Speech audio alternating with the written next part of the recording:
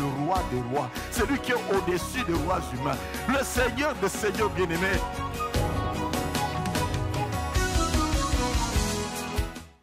Voici dans notre troisième enseignement sur ce thème qu'on n'a pas toujours l'habitude de présenter dans nos églises parce qu'on n'était pas habitué à parler de ces choses. Troisième fois que nous allons parler sur ce thème qui semble être un peu atypique, mais combien très important pour la vie des chrétiens. Ce sujet, ce thème pour nous pistonner à vivre les grâces, les faveurs et les bénédictions divines. Un des éléments très capital si on veut être béni par le Seigneur et être davantage béni. Et la Bible montre que ceux qui ont pratiqué cela dans la parole de Dieu ont expérimenté beaucoup de grâce et beaucoup de faveur. Ce thème que nous avons intitulé déjà « Donner à Dieu une vraie source de bénédiction ». Amen. Nous lisons Exode chapitre 35, versets 20 à 29, mais que nous allons lire en kangourou. Exode chapitre 35, les versets 20 à 29. Nous prenons d'abord 20 jusqu'à 22, puis nous allons sauter pour prendre 25 jusqu'à 29. Quand le texte est très long, il ne faut pas perdre 5 minutes à lire le texte. Il est important, très cher prédicateur de la parole du salut, à savoir faire lecture kangourou, de sorte qu'en moins de 5 minutes, on ait lu le passage qu'on doit lire. Et s'il y a beaucoup de passages, on peut les faire intervenir tout au long de la prédication. Toute l'assemblée des enfants d'Israël sortit de la présence de Moïse. Tous ceux qui furent entraînés par leur cœur et animés de bonne volonté vinrent et apportèrent une offrande à l'Éternel pour l'œuvre de la tente d'assignation, pour tout son service et pour le vêtement sacré. Les hommes vinrent aussi bien que les femmes. Tous ceux dont le cœur était bien disposé apportèrent des boucles, des anneaux, des bagues, etc. Nous sautons, nous allons au verset 25 de Exode 35. Toutes les femmes qui avaient de l'habileté filèrent de leurs mains et elles apportèrent leur ouvrage, des fils teints en bleu, en pourpre, en cramoisi et du fin lin. Toutes les femmes dont le cœur était bien disposé et qui avaient de l'habileté filèrent le poil de chèvre. Les principaux du peuple apportèrent des pierres d'onyx et d'autres pierres pour la garniture de l'éphod et du pectoral, des aromates et de l'huile pour le chandelier, pour l'huile d'onction et pour le parfum odoriférant. Tous les enfants d'Israël, hommes et femmes, dont le cœur était disposé à contribuer pour l'œuvre que l'Éternel avait ordonnée par Moïse, apportèrent des offrandes volontaires à l'Éternel et nous disons Amen. Tu bénis encore ta parole, Seigneur. J'aime ta parole et ne rentre jamais à toi sans accomplir la mission pour laquelle elle a été libérée. Je te bénis, Seigneur. Tu as bien voulu que nous puissions encore une fois prendre ce temps afin d'enseigner sur le savoir donné à Dieu. Que de tes enfants qui ne sont pas bénis parce qu'ils ne savent pas te donner. Nous refusons d'être de ceux-là qui ne cherchent qu'à recevoir de ta part et qui ne te donnent rien. Loin de nous, Seigneur, cette attitude, d'autant plus qu'il y a plus de joie à donner qu'à recevoir. Et nous disons Amen. Donner à Dieu une vraie source de bénédiction. Nous avons vu comment est-ce que le peuple d'Israël, lorsqu'il avait quitté l'Égypte, avait été béni. Les Égyptiens leur avaient donné beaucoup de choses de grande valeur.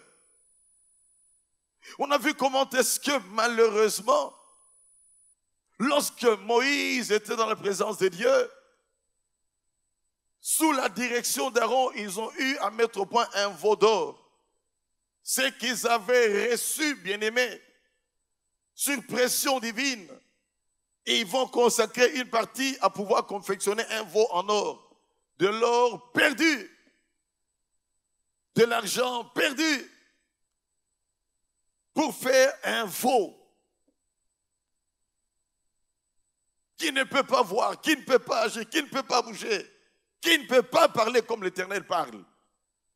Et nous savons comment est-ce que, quand Moïse est descendu, non seulement il a cassé les tables qu'il avait reçues de la loi à cause de la colère qu'il avait prise, mais également il a eu à pouvoir détruire le veau d'or Et il a diligenté une opération de la part de Dieu pour qu'il y ait des récalcitrants qui furent tués.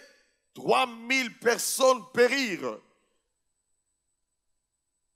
Selon ce qui est écrit dans Exode chapitre 32, verset 28. Nous avions relevé que pour la construction du tabernacle, finalement, parce que dans Exode 32, nous voyons le veau d'or qui avait été fabriqué, des dépenses qui ont été faites, mais après, Dieu va donner des instructions à Moïse pour qu'on puisse construire le tabernacle, cette tente amovible où la gloire de Dieu devrait être avec eux et les accompagner partout où ils devaient aller. Cette tente bien-aimée qui manifestait la présence de Dieu et sur laquelle la nuée était venue se mettre lorsqu'il y a eu la dédicace de cela. On le verra vers la fin, qu'il y a une gloire qui est descendue, il y a une nuée qui le conduisait pendant le jour, une colonne de feu, cette nuée qui s'est transformée en colonne de feu qui les accompagnait pendant la nuit.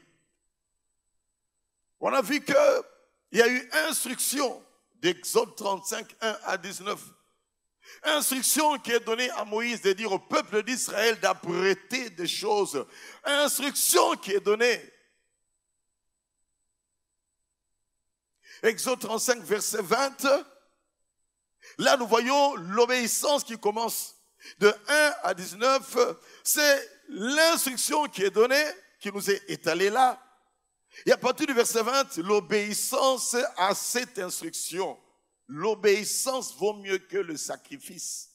Apprenons toujours à obéir à Dieu lorsqu'il nous donne des instructions, des injonctions. Apprenons à obéir à Dieu, bien-aimé, lorsqu'au travers de son serviteur, il nous donne des instructions.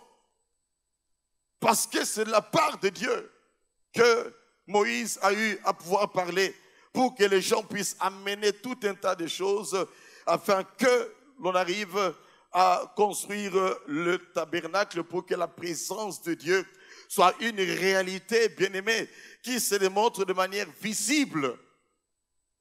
On a vu qu'il y a eu des éléments qui ont caractérisé toutes ces offrandes que les gens ont apportées. On a vu premièrement que c'était des offrandes volontaires, au verset 20. Ceux qui ont la bonne volonté avec des cœurs bien disposés. On a vu deuxièmement que c'était des offrandes variées et de qualité. Je ne donnerai pas à l'Éternel ce qui ne me coûte rien. Variées et de qualité. Amenons toujours à Dieu de la qualité. Même l'argent qu'on met dans les paniers. Abstenons-nous de prendre les mauvais billets pour dire ça c'est pour Dieu. Dieu n'est pas mendiant. Ne prenons pas toujours cette voiture qui ne roule plus, qui est presque en panne, pour dire voilà ça je vais donner à Dieu dont les pneus sont usés. Et tu vas te taper une bonne voiture. Vraiment, on a souvent reçu ce genre de choses. Mais nous ne pouvons pas non plus dire aux gens on ne prendra pas parce que on ne donnait jamais à Dieu bien-aimé un animal qui était malade. On ne donnait jamais à Dieu même un animal bien-aimé qui avait une certaine déformation. C'était toujours des choses bonnes. Et là nous avons l'exemple car ces choses sont écrites pour notre instruction. Comment est-ce que le peuple a amené de bonnes choses? Et je bénis Dieu pour ceux qui ont eu à nous apporter des bonnes choses. Un bus neuf qui est encore là et qui fait de l'évangélisation pour nous transporter. Et quelques voitures en très bon état. Amen, amen. Que Dieu nous aide, bien-aimés. Dieu n'est pas un dépotoir. Dieu n'est pas celui qui mérite d'avoir chaque fois des choses de seconde main. On donne selon ce que l'on a, de tout son cœur.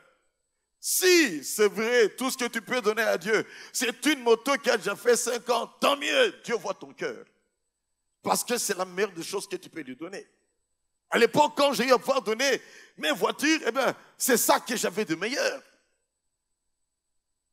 On a vu qu'on peut donner des parcelles, qui étaient prêts à morceler des parcelles. Comprenez-moi bien, s'il vous plaît, c'est pour ton bien. C'est pour la joie de notre Seigneur. C'est pour notre joie. C'est pour que ça nous aide chacun d'entre nous. C'est pour que nous communiquions ces choses à nos enfants, afin que tout au long de leur croissance, ils comprennent que Dieu est le meilleur donateur et il mérite le meilleur de ce qu'il nous a donné. Et nous disons Amen. Il méritera toujours le meilleur. Et en le faisant, on n'est pas en train de forcer Dieu à nous bénir. On n'est pas en train de marchander. Dieu, parce que je t'ai donné, tu vas me donner, tu dois me donner. Non, on donne, bien-aimé, par amour. On donne parce que Dieu nous demande. On donne parce qu'on veut bénir celui qui nous a donné la vie. Et on ne dit pas, si dans une année, Seigneur, je ne vois pas ce que je t'ai demandé, je ne te donnerai plus à cette dimension-là. Non. Continue à donner, à donner, à donner. Ne t'attends même à rien de retour. Laisse-le lui-même prendre l'initiative d'accomplir sa parole. Amen. C'est comme ça que nous on a appris à servir le Seigneur. Je ne veux pas aller prêcher quelque part et dire, ah, là-bas je vais rentrer avec 80 balles. Ah, là-bas je vais rentrer avec 300 balles. Pas du tout, bien-aimé.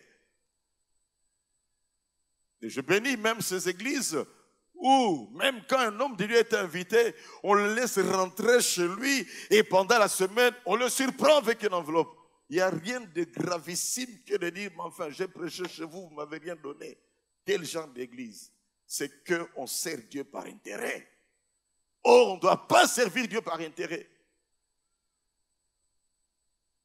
On ne doit pas donner à Dieu par intérêt. Lui-même, il a des intérêts qu'il nous réserve. Mais ne sont pas calculateurs. Lui-même, il a dit, et vous verrez, si je n'ouvre pas, si je ne menace pas celui qui dévore. C'est lui-même qui a dit, j'ai tombé à la surface des eaux. Avec le temps, tu le retrouveras. Mais quand? Ça peut être demain, après-demain, dans une semaine, dans un mois, dans une année, dans 5 ans. Des fois, dans 10 ans, je vous assure. Parce que des fois, Dieu veut nous briser, nous préparer à être de bons gestionnaires de ce qu'il veut nous donner en abondance. Parce qu'il ne faudrait pas non plus que Dieu nous bénisse et à peine qu'on a eu la bénédiction, on le quitte, on s'égare, comme Salomon, le plus sage, le plus intelligent, mais qui était devenu le plus stupide également, en abandonnant Dieu pour aller prendre 300 femmes et 700 concubines. Quelle stupidité que de vivre tous les superlatifs. Le plus sage, le plus intelligent, mais également le plus stupide, le plus grand polygame, tel qu'il n'y en a jamais eu avant lui et il n'y en aura jamais après lui. Quelle stupidité, bien-aimé! Ça doit nous donner des leçons veillées. C'est pour ça que je dis toujours, demande à Dieu des grâces et des faveurs. Dis aussi, Dieu, donne-moi l'intelligence et la sagesse pour bien gérer ces grâces et faveurs. Donne-moi l'intelligence et la sagesse pour bien gérer cette élévation. M'entendez-vous, très cher directeur de cabinet? M'entendez-vous, très cher ministre? M'entendez-vous, très cher parlementaire? M'entendez-vous, très cher sénateur? Demandez à Dieu la grâce pour bien gérer l'élévation qu'il vous a donnée. Ne dites pas, je vais me taper beaucoup d'argent. Ne dites pas, c'est mon tour qui est arrivé maintenant. Ne dites pas, maintenant c'est mon élévation. Ne dites pas, ne dites pas, ne dites pas. Maintenant je peux faire n'importe quoi. Non, c'est une responsabilité. Vous aurez des comptes à rendre à Dieu.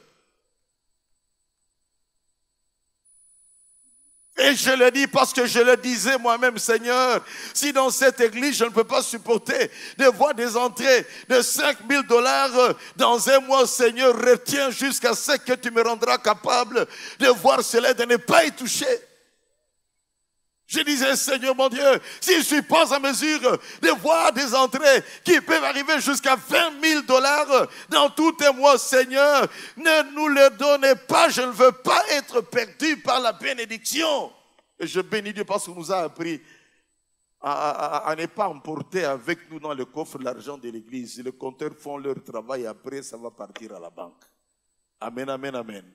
C'est l'éducation que nous avons reçue. Offrande volontaire, c'était une offrande variée et de qualité. On le voit au verset 22. C'était également des offrandes indiscrètes. Ça, c'est très autonome.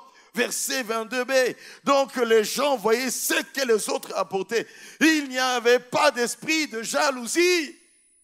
Parce que tous étaient animés de l'esprit de l'intérêt de Dieu qui compte.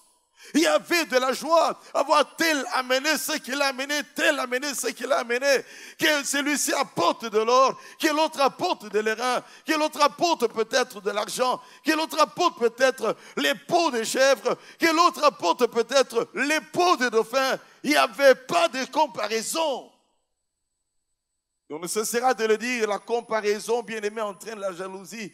Et la jalousie, bien-aimé, c'est les germes de la sorcellerie. C'est les germes des esprits d'empoisonnement. C'est les germes, bien-aimé, de tout ce qui pousse les gens à se mettre les bâtons dans les roues.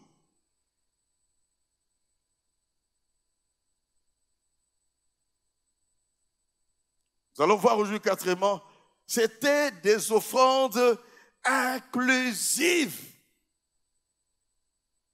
Tout le monde apportait, verset 22, les hommes vinrent aussi bien que les femmes. Nous verrons que lorsque Jésus était sur terre, on nous cite le nom de 7 femmes qui l'accompagnaient, qui pourvoyaient à ses besoins. Probablement pour nous montrer les grands cœurs qu'il y a dans les femmes. Femmes, je veux te demander ceci. Apprends à encourager ton mari à donner à Dieu, femme. Apprends aux enfants à donner à Dieu. Dieu sait que le cœur des femmes sont des cœurs qui donnent. Ce sont les femmes qui ont accompagné Jésus dans son ministère. Suzanne et tout un tas d'autres. Tapez seulement ce Google, les femmes qui accompagnaient Jésus et qui prenaient Jésus en charge. Là, on nous dit qu'il n'y avait pas seulement que les hommes, il y avait également les femmes. Et parce que c'est le même salut que nous recevons tous, bien-aimés. Aujourd'hui encore, bien-aimés, tous on est appelés à contribuer, hommes et femmes, donnons à Dieu. Contribuons à savoir donner à Dieu. Au verset 29, tous les enfants d'Israël apportèrent des offrandes à l'Éternel. Tous, sans exception. Chacun selon son niveau de prospérité. Chacun selon son niveau des avoirs qu'il avait. Mais on dit tous. Ne te permets jamais de quitter la maison de Dieu sans avoir donné un petit rien de ce que tu as eu. Je dirais même plus. Alors qu'on sait qu'on doit s'y retrouver souvent à l'église, dans tout ce que Dieu nous donne, dans notre salaire, mettons-nous toujours de côté ce que nous allons donner à Dieu. À part les offrandes, ne jamais sortir sans donner quelque chose à Dieu. Il arrête de nous donner le souffle de vie. Il arrête de nous protéger des accidents, bien-aimés. Il arrête de nous faire du bien chaque jour. Il nous délivre des maladies. Il nous fait beaucoup de bien. Il nous donne du succès dans les études. Il donne le mariage. Il donne les enfants. Que ne fait-il pas dans nos vies? Il donne des élévations. Allons-nous entrer dans sa maison disant que je n'ai rien à donner à Dieu? J'ai tout dépensé. J'ai oublié. S'il y a quelque chose à ne jamais oublier, c'est de ne jamais oublier, bien-aimé, qu'on a réunion, mettre à part son transport, mettre à part également ce qu'on doit apporter dans la maison de Dieu. Et nous disons Amen. Ne dis jamais, oh, cette église à la Gombe, sûrement qu'il y a des millionnaires là-bas. Oh, cette église à la Gombe, je n'ai jamais été fouillé dans une banque le compte de qui que ce soit. Comment tu peux te permettre de dire, il y a des millionnaires là-bas, et puis voilà, bon, je n'ai pas besoin. De toute façon, même si je ne donne pas, mon offrande ne serait qu'une goutte dans un océan.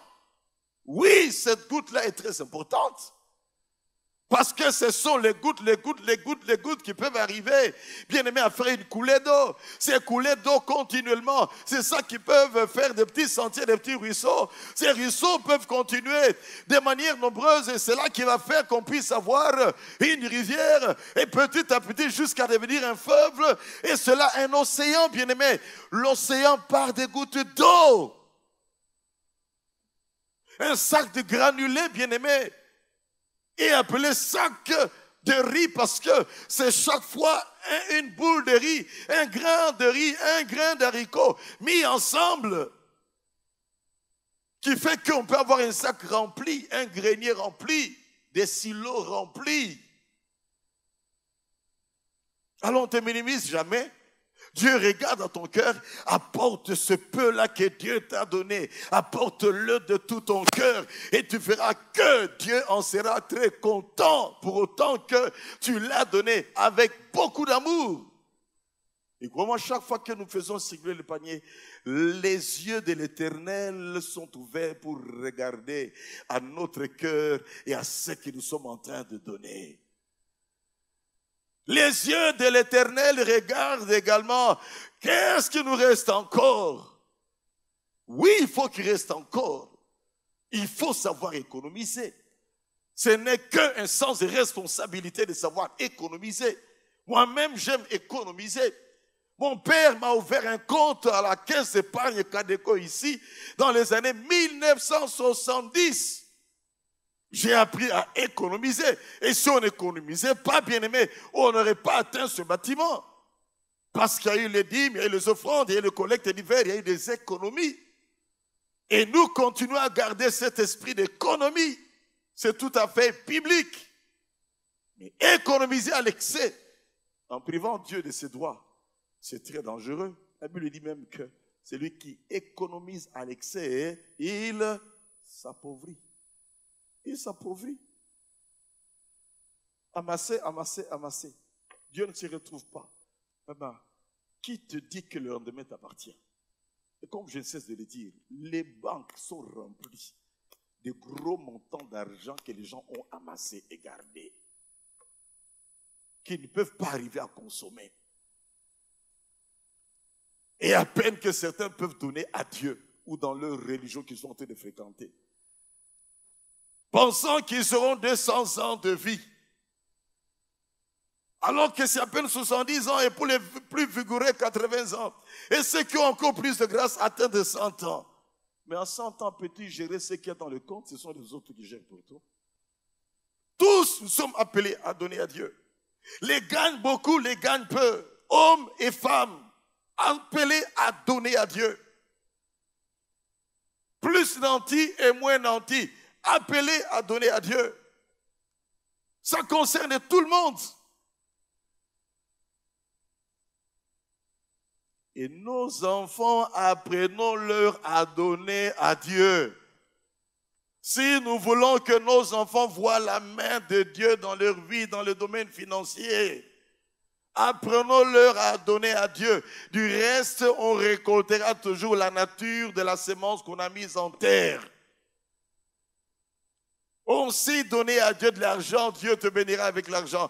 On sait donner à Dieu des maisons, Dieu te donnera des maisons. On sait donner à Dieu des voitures, Dieu te donnera des voitures. On sait donner à Dieu des bijoux, Dieu te donnera des bijoux.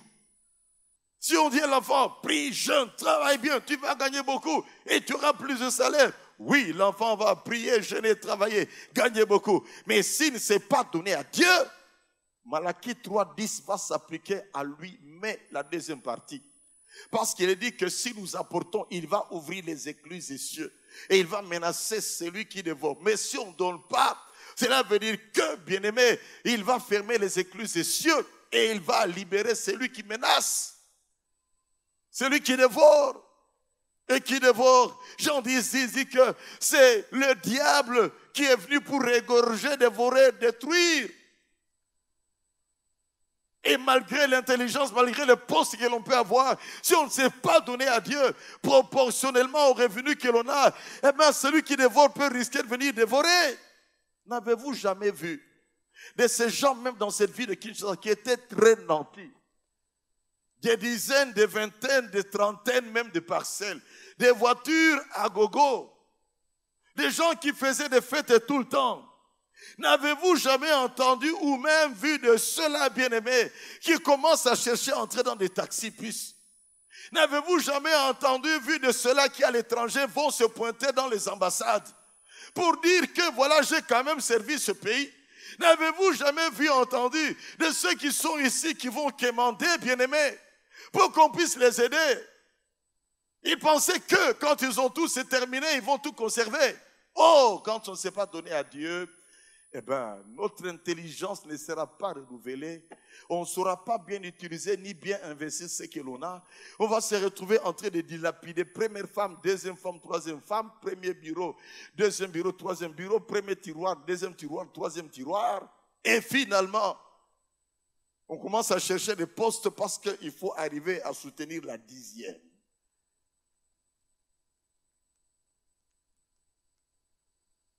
J'ai déjà entendu une histoire de quelqu'un qui disait, mon locataire ne s'est pas payé.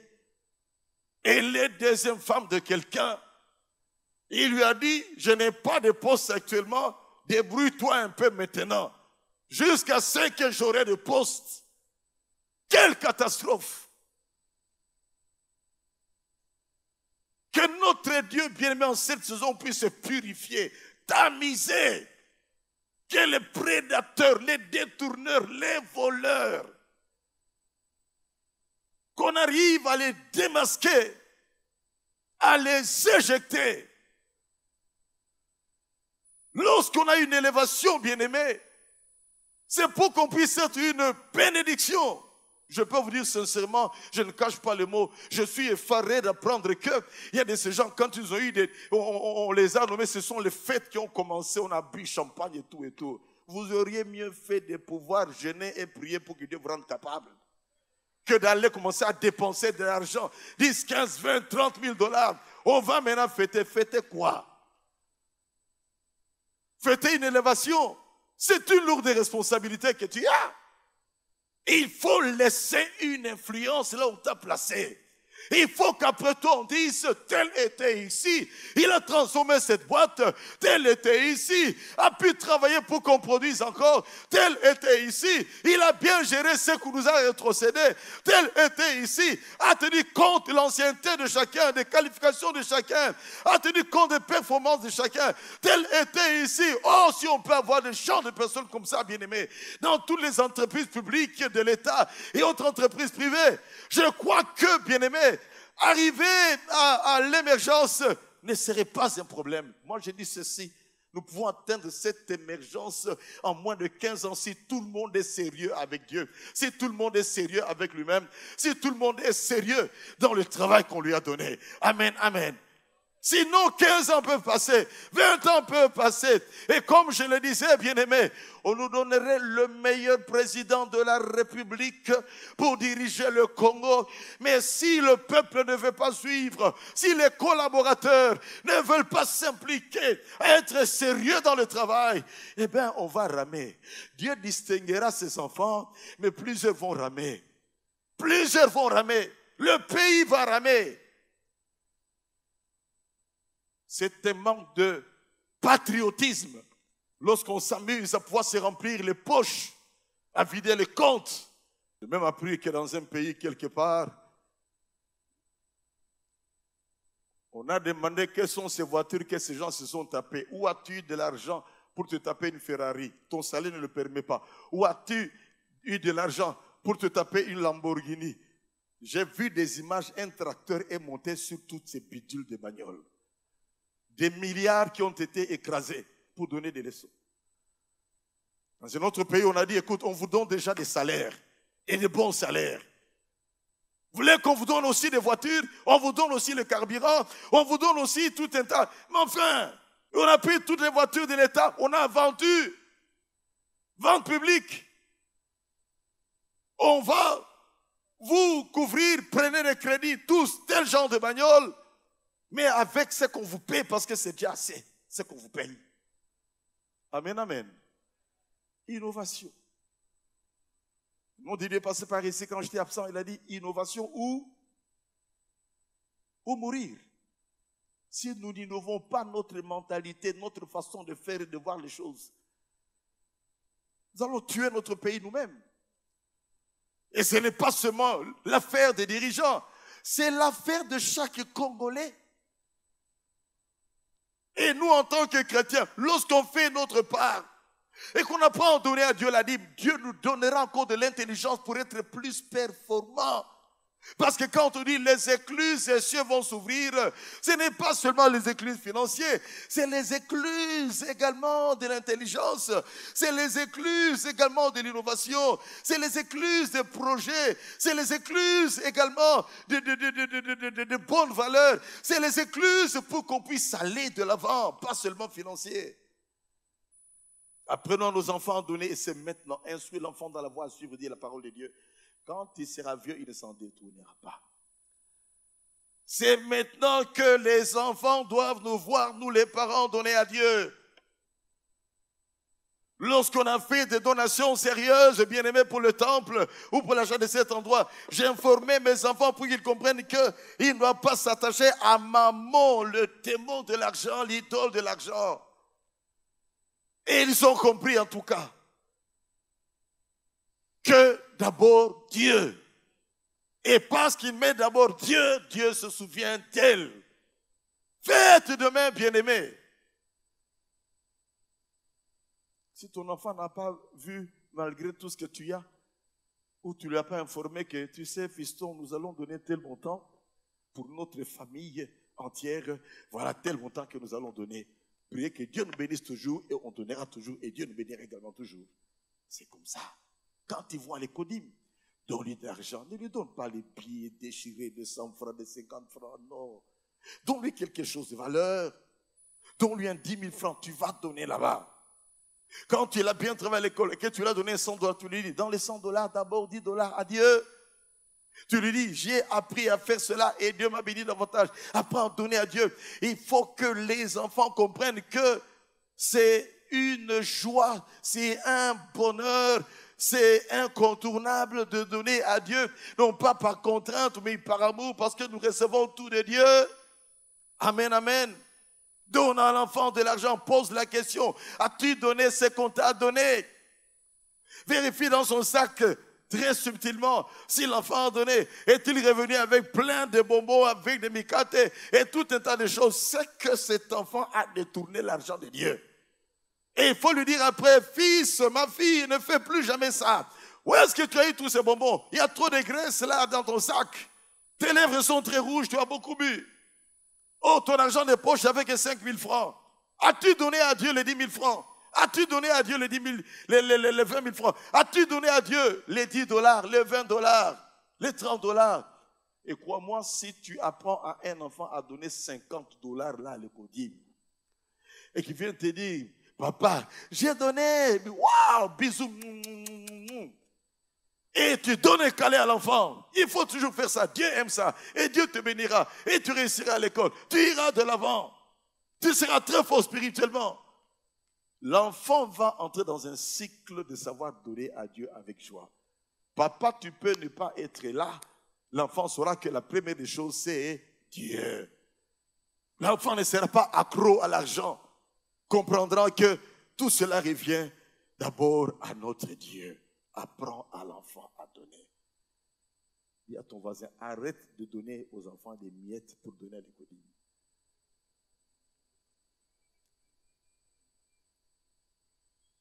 Ils vont grandir dans le savoir donner à Dieu. Ils donneront avec beaucoup de joie. Ils expérimenteront les retombées de la libéralité. Et ils feront de même pour leurs enfants. On ne donne que ce que l'on a reçu. Nous, autrefois, dans la religion, nous étions, autrefois, on savait que bon, Dieu, c'est les aumônes, c'est juste le petit rien là. Mais quand on a accepté Jésus, on a compris que tout lui revient. On s'est exercé à donner quand on avait peur. On s'est exercé, on a persévéré à donner. On a appris à donner chaque fois qu'on a reçu. Quand on a le salaire, première des choses, sur mon bulletin de paye, j'enlève la dîme. Faites de même également. Dès que l'argent arrive à la maison, d'abord la dîme. Il y a d'autres qui sont en train de trop calculer. Non, il faut d'abord donner les travailleurs leur salaire, sentinelles leur salaire. Et après, maintenant, sur le reste, tu vas donner la dîme sur le reste. Dit, je veux me sécuriser. Je veux sécuriser mes travailleurs. Je veux sécuriser ma maison. Je veux sécuriser ma femme et mes enfants. Je donne sur la globalité de mon salaire. Quand on dirige vers c'est trop, c'est qu'on n'est pas encore libéré de l'esprit de maman. On veut trop calculer pour qu'on donne peu, qu'on garde beaucoup. Apprenons à nos enfants à donner. Veuve apprend à donner à Dieu. Ne dis pas je suis veuve. Je suis veuve, Dieu me connaît, Dieu connaît mes problèmes, je ne sais pas quoi donner à Dieu. Non, tu as quelque chose à donner. Orphelin apprend à donner à Dieu. Ne dis pas moi je manque. Je suis orphelin de père et de mère. Dieu est ton Père céleste. Il te donne, il se souvient de toi. J'ai même des gens de 45 ans. Oh, je suis orphelin. Dis, arrête avec ça. C'est quoi ça? 45 ans, tu es orphelin. Moi, à 19 ans, je suis devenu totalement autonome. Je n'ai plus demandé un seul roi à mon père. C'est moi qui faisais de mon mieux pour apporter un petit rien de ce que j'avais. Et jusqu'aujourd'hui, je le fais. Pour la maman qui est encore vivante. Et toi, 45 ans, je suis orphelin. Je peux dire que j'étais presque orphelin. S'il faut parler finance, à l'âge de 19 ans. J'ai pas m'y battre dans la vie. Bats-toi dans la vie. Je ne voudrais que plus jamais quelqu'un vienne me voir. Il a déjà 20 ans, dit, je suis orphelin. Ne me dis pas ça. Parce qu'à 19 ans, tu peux laver des voitures, avoir un peu d'argent. Tu peux aller sur carton, tu achètes des cartons de sardines, tu les revends, tu as un peu d'argent. Tu peux aller repasser les chemises, tu as un peu d'argent. Tu peux te couper les cheveux. Je paye 15 000 francs à quelqu'un pour me couper les cheveux et la barbe. Sauf que je ne l'ai pas fait aujourd'hui. Mais si tu sais coiffer les cheveux, tu as de l'argent. Un frère de l'église a eu à pouvoir épouser une femme avec l'argent de la coiffure. Ça lui a même donné le potentiel pour que sa fiancée se lance dans des petites affaires également. Sauf que je n'aime pas pendant des fiançailles que trop d'argent circule. Ce n'est pas à toi de lancer la fiancée pendant que vous êtes encore dans les fiançailles. Non, dans le mariage, oui. Mais pas dans les fiançailles. Je n'aime pas que l'argent circule pendant les fiançailles. Parce que l'argent, bien aimé, ça corrompt. Ce sera comme ça. Tu te sens forcé de l'épouser après. Tout comme si c'est la fille qui te donne tout le temps l'argent. Ah, petit, toi, il est trop bon. J'interdis à toute fille ici de donner de l'argent à son fiancé au nom de Jésus. Disons Amen. J'interdis aux garçons de s'amuser à donner tout le temps l'argent. Que personne ne demande à l'autre. Amen. Parce qu'il y en a aussi de ces filles. Il va bouffer ton argent. J'ai appris une histoire comme ça dans l'église. Mais cette fille, elle a bouffé tout mon argent. Or, elle avait déjà un autre plan. Faut une mosaïque qui dit Bétalio.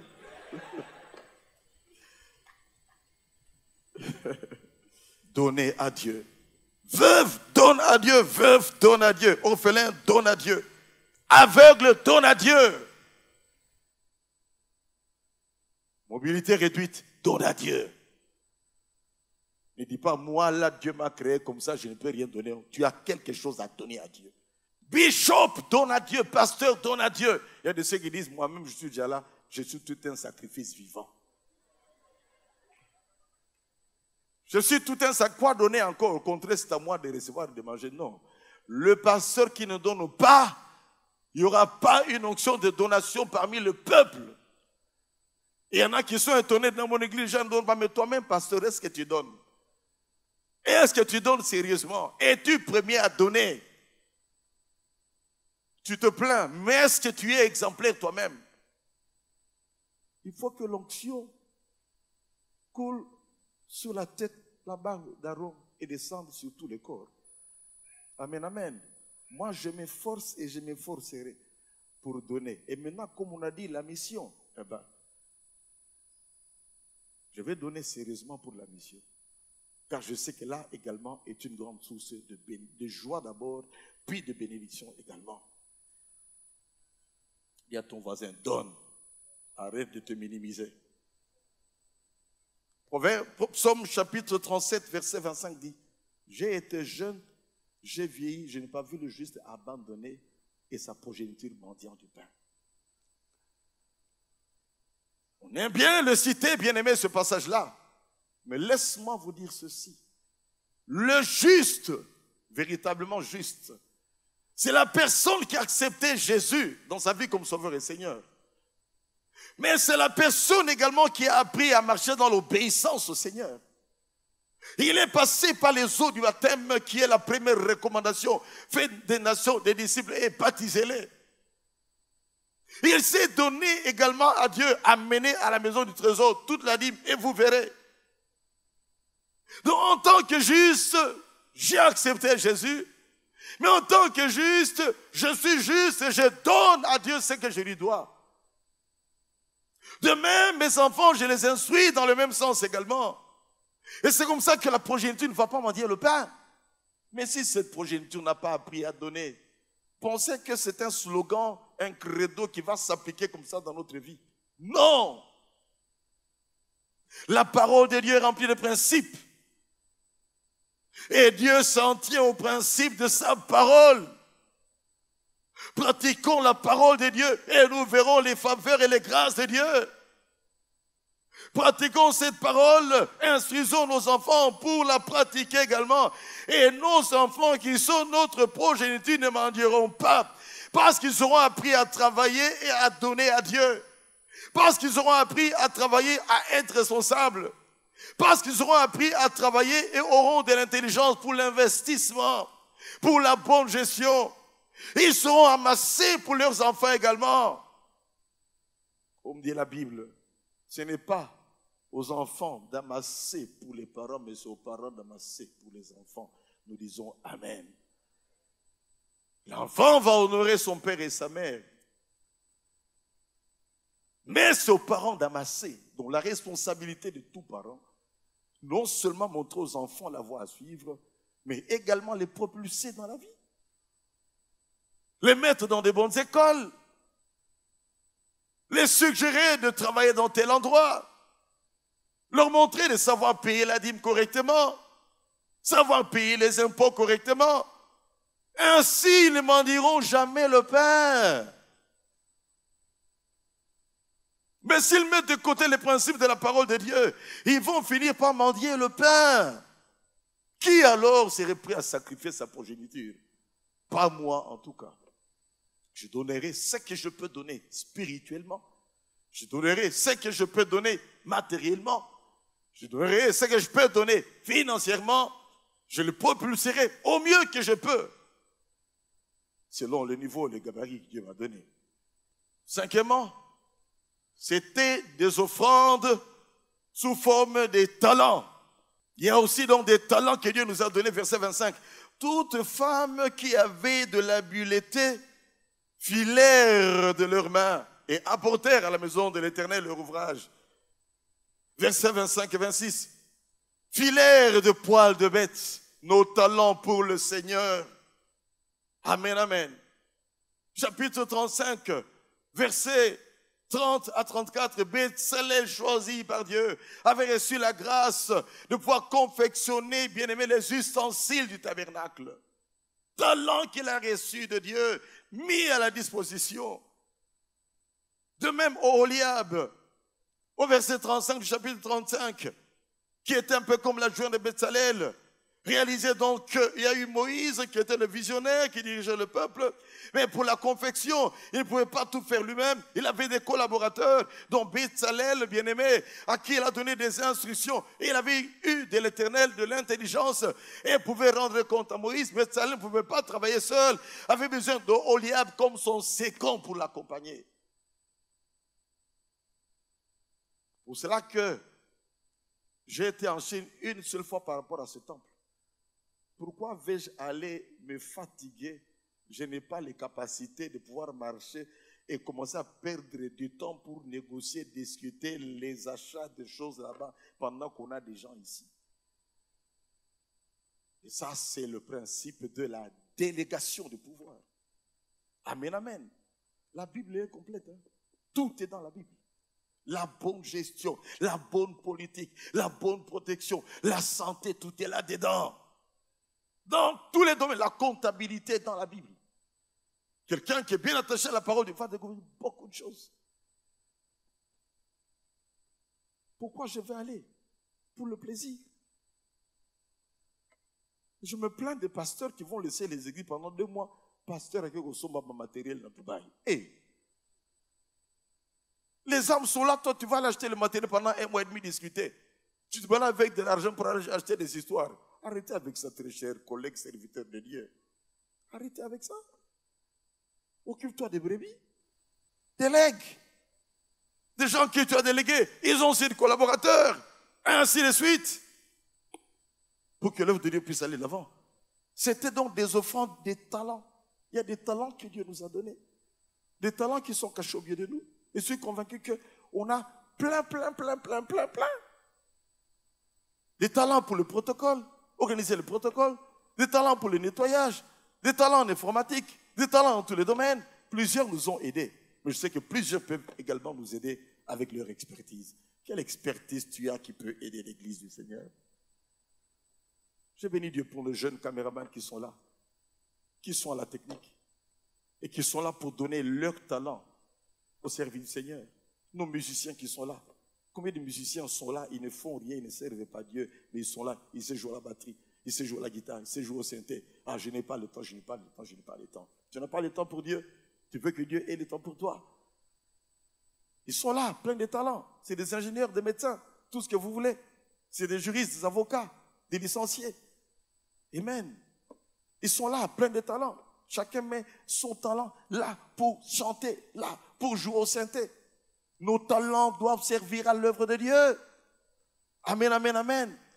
N'attendez pas seulement qu'on te dise, viens travailler, on va te payer tel montant. Vous ne posez jamais la question, pasteur, qu'est-ce que vous allez me donner?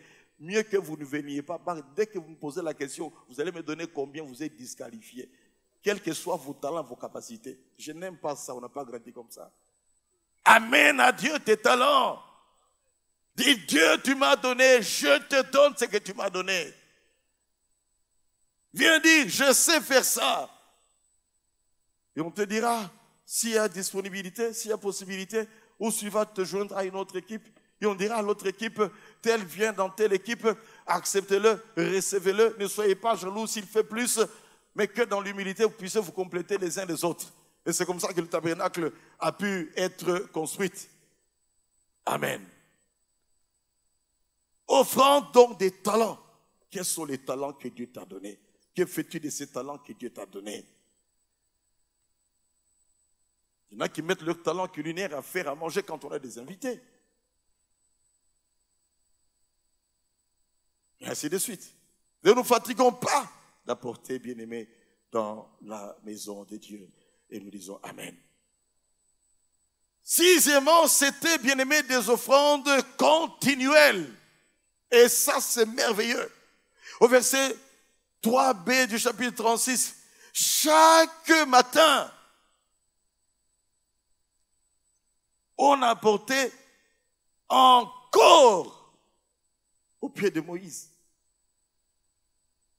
Adverbe des temps. Encore chaque matin. Des offrandes volontaires. On apportait à nouveau. On apportait de manière répétitive. On apportait sans cesse. Offrande continuelle. Ils étaient emballés à donner. Que Dieu nous emballe à savoir lui donner. Amen, amen. Chaque dimanche, nous apportons. Chaque jour, il y a réunion ici, nous apportons. Pour la mission, nous apporterons jusqu'au retour de Jésus. Chaque premier dimanche du mois, qu'il y ait communion ou pas communion, eh bien, nous apporterons. Pour la mission, il y a beaucoup de joie à le faire. Et nous réjouissons le cœur de Dieu. Il aime ce qu'il donne avec joie. Et il ne peut que bénir en retour ce qu'il donne avec joie. Continuellement. N'arrêtons jamais de donner à Dieu. Ne disons jamais j'ai assez donné, j'ai trop donné. Je pense même que tout ce qui peut y avoir la parole du salut, je dois avoir apporté 10% de tout ce qui a la parole du salut. Ne dites jamais cela ne te fatigue jamais. Parce que Dieu ne se fatigue jamais de nous bénir. Amen, amen. Et n'est-ce pas que vous êtes remplis de joie lorsque vous avez béni l'œuvre de Dieu? Lorsque vous avez été obéissant au Seigneur, n'est-ce pas que vous êtes rempli de joie lorsque vous avez fait du bien à votre papa, du bien à un de tes frères, du bien à une personne dans l'église? N'est-ce pas qu'il y a une grande joie qui nous remplit? Donner ne peut que procurer la joie et faire disparaître la tristesse qui cause des toxines dans nos corps.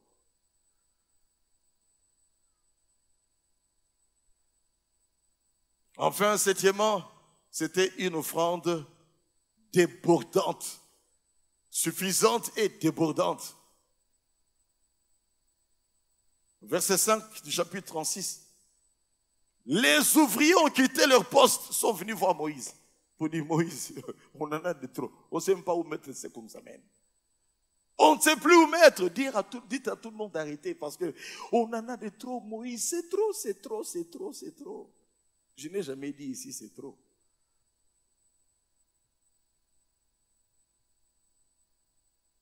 Parce que vous pouvez essayer un jour de bousculer Dieu pour que Pasteur Safari dise, la caisse missionnaire a maintenant $300,000.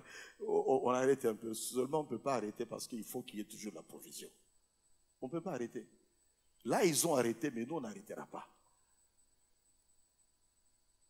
Parce qu'eux n'avaient qu'un objectif, le tabernacle. Mais nous, à part le tabernacle, j'ai été visiter nos 2 hectares avant d'aller au Bakongo. Waouh! J'ai vu comment les gens font des choses là-bas. J'ai vu ce beau plateau où nous avons nos 2 hectares.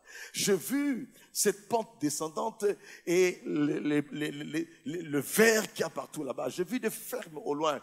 Il y a un vent merveilleux qui circulait. Je vous assure que ça tortillait dans mon cœur un plan formidable pour que dans ces 2 hectares, on fasse quelque chose d'extraordinaire. Dites Amen. On en discutera au comité. Parce que là, je me suis dit qu'il y a une révision, une retouche. D'autant plus qu'on m'a dit qu'on peut arriver à Forêt et trouver de l'eau à 100 mètres. Donc l'eau ne sera pas un problème. Avec les panneaux solaires, il est possible d'avoir également ne fût-ce que des lumières. Et avec le temps, il y aura du courant. D'autant plus que c'est par là que passera une grande périphérique qui va contourner toute la ville de Kinshasa, apparemment jusque même à l'aéroport, en longeant Kinsuka, etc. Juste à côté. Amen. Donc on n'arrêtera pas. Dites ton voisin, on n'arrêtera pas. Parce qu'un projet attire toujours un autre projet. Débordante. Et Moïse a dit aux gens, arrêtez maintenant d'apporter parce qu'on en a de trop. On ne sait même pas où est-ce qu'on va mettre tout cela. La conséquence maintenant de tout ça, si on peut l'appeler le dernier point numéro 8. Quelle est la grande conséquence? Et là, je nous demande d'aller tous dans le chapitre 40 et on va simplement lire les versets 34 jusqu'à la fin. Alors, à la fin, quand tout était mis en place, alors la nuée couvrit la tente d'assignation et la gloire de l'Éternel remplit le tabernacle. Moïse ne pouvait pas entrer dans la tente d'assignation parce que la nuée restait dessus. Et que la gloire de l'Éternel remplissait le tabernacle. La gloire de Dieu. Donner à Dieu ne peut qu'attirer la gloire de Dieu dans nos vies. Et quand on parle de gloire, bien-aimé, dans les termes hébreux, il y a la dimension du poids. Donc Dieu qui vient avec tout son poids pour peser en ta faveur, tout son poids, pour peser en ta faveur par rapport à tes problèmes financiers, tes problèmes spirituels. Dieu qui s'élève pour dire, je viens maintenant pour te soutenir dans ta situation. Le peuple avait un problème, comment est-ce qu'on va continuer la marche? Dieu est venu lui-même, bien-aimé, sous forme de nuée, et il y avait cette nuée qui est descendue, et il pouvait désormais se mouvoir en suivant la nuée. Direction divine, protection divine. Il y a donc une direction que Dieu nous donne, il y a une protection que Dieu nous donne. Il y a même une provision que Dieu nous donne lorsque nous avons appris à donner à Dieu. La gloire de Dieu est venue. Il n'y a pas eu la gloire lorsque ils ont eu à confectionner le veau d'or. Dieu n'était pas dans cette affaire-là. Mais quand on sait investir dans l'œuvre de Dieu, Dieu vient avec la gloire pour te conduire pendant le jour. Cette nuée qui s'est transformée, bien-aimée, en flamme la nuit. Comme pour dire que dans les nuits de nos jours, dans les moments ténébreux, bien-aimés, dans ton marche avec Dieu, dans les moments difficiles, Dieu va nous montrer le chemin à suivre. Si on a quelquefois des boulevards, bien-aimés, qui sont illuminés, dans le domaine spirituel, Dieu nous éclairera. que tout soit sombre partout, que 1000 tombent à ta gauche, 10 000 à ta droite, tu ne seras pas atteint parce que Dieu est en train de te conduire. On dira, comment tu peux avancer en pleine obscurité? Non, j'ai appris à donner à Dieu et la gloire de Dieu est sur moi et me montre le chemin à suivre. C'est comme ça que même dans les temps difficiles, bien aimés, les enfants de Dieu qui sont sérieux avec Dieu voient la main de Dieu. Ils sont comme à Goshen. Lorsqu'il y avait des ténèbres, bien aimés, à Goshen, partout en Égypte, à Goshen, il y avait toujours la lumière, la gloire de Dieu. Donner à Dieu ne peut que attirer la gloire de Dieu. Et le jour et la nuit, il pourra nous conduire. Quand tout va bien, ou lorsque tout semble aller mal, et qu'on a l'impression que l'obscurité autour de nous, Dieu saura nous conduire et nous sortir de n'importe quel carcan. Amen, amen. Amen, amen. Est-ce qu'on peut courber nos têtes dans la prière, bien-aimés, pour prier alors que nous allons clôturer ce moment? Alléluia. Acclame encore le Seigneur. Acclame encore le Seigneur. Acclame encore le Seigneur. Alléluia. Dieu est bon.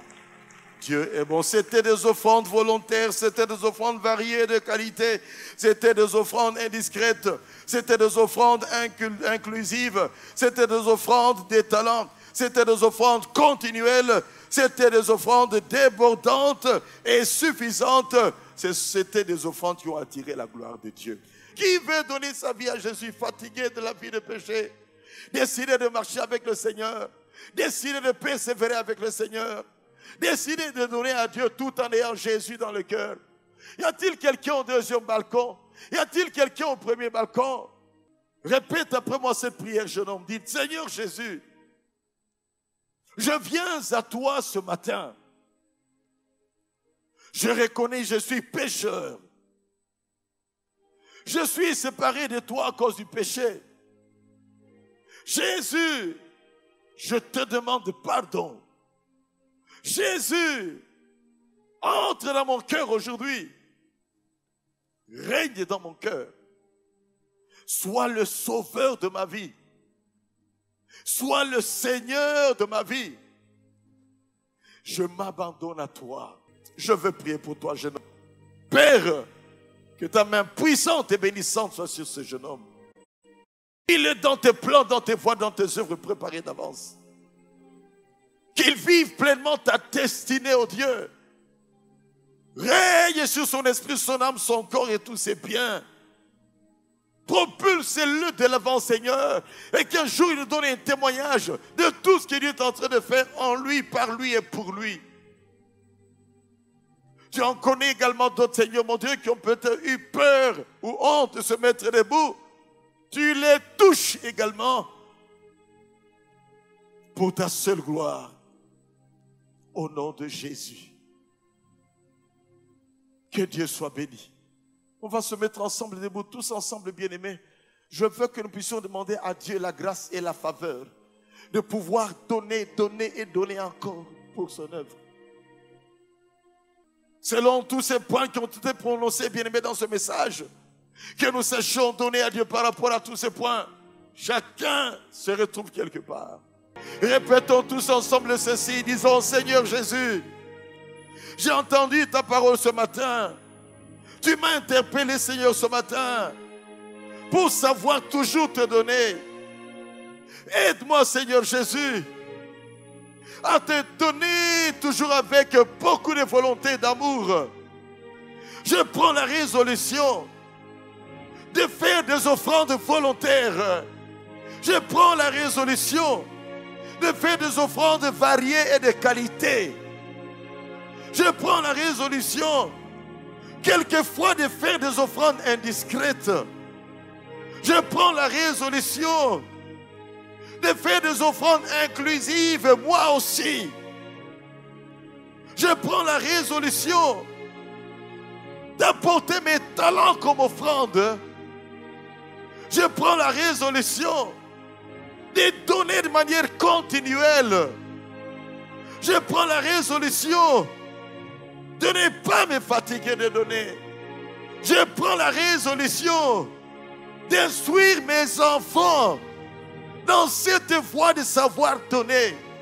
Seigneur Jésus, aide-moi que je leur donne chaque fois quelque chose de valeur, afin qu'ils puissent intérioriser cela dans leur esprit.